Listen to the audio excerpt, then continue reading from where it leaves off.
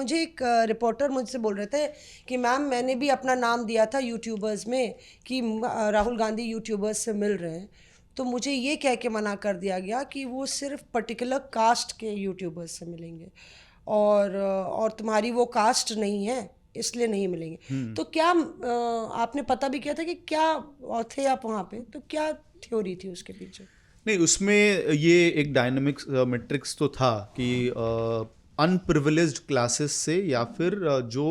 किसी तरह से स्टेट से किसी फॉर्म में वायलेंस फेस कर रहे हैं उन लोगों को बतौर उसको एक मैट्रिक के तौर पे रखा गया था। इनफैक्ट मेरी उस व्यक्ति से बात हुई जिसको एक काम सौंपा गया है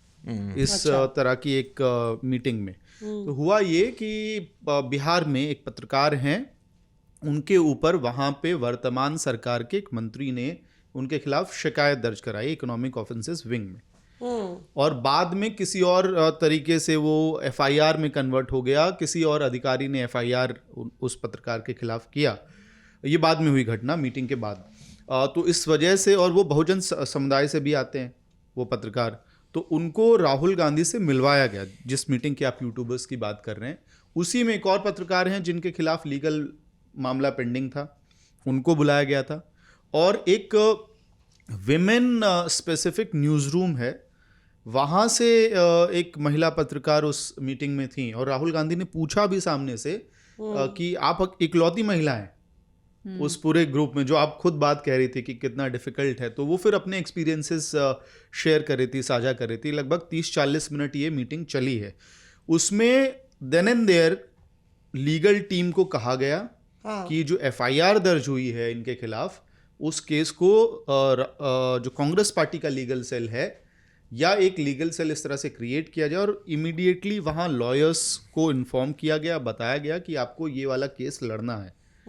तो ये भी एक मैट्रिक था, जो कास्ट तो था, लेकिन अगर आप स्टेट से किसी तरह का वायलेंस फेस कर रहे हैं उनके पर्सपेक्टिव में, तो तुरंत रेमेडी देना है। तो वो जो आप कह रहे थे ना बात की, लोगों को उम्मीद है, तो विपक्ष के नेता हैं तो लोग पहुंचेंगे वहां पे,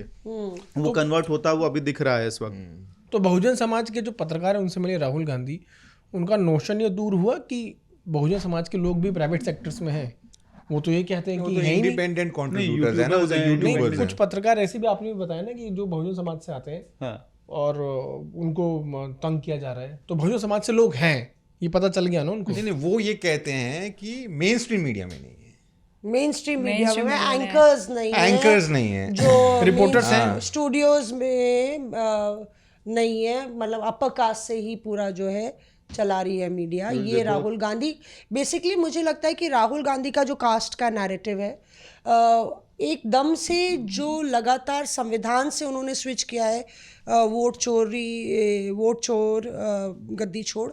वो कहीं ना कहीं जो मुद्दे हैं उनको वाइटलाइज करने के लिए कि अब ये वोट चोरी वाली जो सरकार है, और ये मुझे कांग्रेस के खेमे से जो स्ट्रैटेजिस्ट हैं बता रहे हैं कि वोट चोरी वाली सरकार आपके हितों के लिए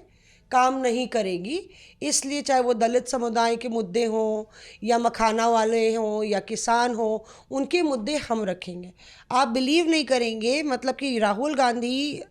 के पूरे इस वोट चोरी वाले अभियान में वो जो स्ट्रीट डॉग्स वाला पूरा मसला है, उसने कैसे इस पूरे इनकी सोशल मीडिया की कैंपेन को एम्पलीफाई किया। कल्पना कीजिए कि डॉग लवर्स वाले जो हैं वो पूरा ये वोट चोर गद्दी छोड़ के पीछे पड़ गए, और जितना मैं बता रही हूँ आपको, वो बता रहे हैं कि जो उनका पूरा सोशल मीडिया का कैंपेन हैंडल कर रहे थे कि मौसमी, हम लोग को खुद ही नहीं बिलीव हो रहा था कि जो डॉग लवर्स वाला पूरे ग्रुप है उसमें था कि ये वोट चोरी वाली सरकार, वोट चोर गद्दी छोड़ अभियान जो है इसको एम्पलीफाई करना। तो आप ये कह रही हैं कि एक तरफ वो लोग जिस तरह से सड़कों पे निकले हुए थे, सुप्रीम कोर्ट के अंदर आ गए थे, रोना मचा, वो लेडी का वीडियो भी हमने देखा कि मेरे बच्चे, मतलब वो पहले तो डॉग्स था और वो डॉग्स अचानक से फिर my babies and my kids हो गया। आप कह रही हैं कि ये कम्युनिटी बहुत खुल के राहुल गांधी ट्वीट किया उनके सपोर्ट में, ये पूरा सोशल मीडिया पे ये पूरा वोट चोर गद्दी छोड़ कैंपेन के साथ खड़ा हो गया, क्योंकि राहुल गांधी ने सोशल मीडिया पे वो पोस्ट भी डाल दिया, और उनको लगा कि ये जो है ये पूरा मुद्दा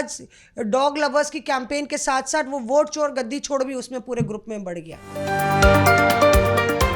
Reporters Off.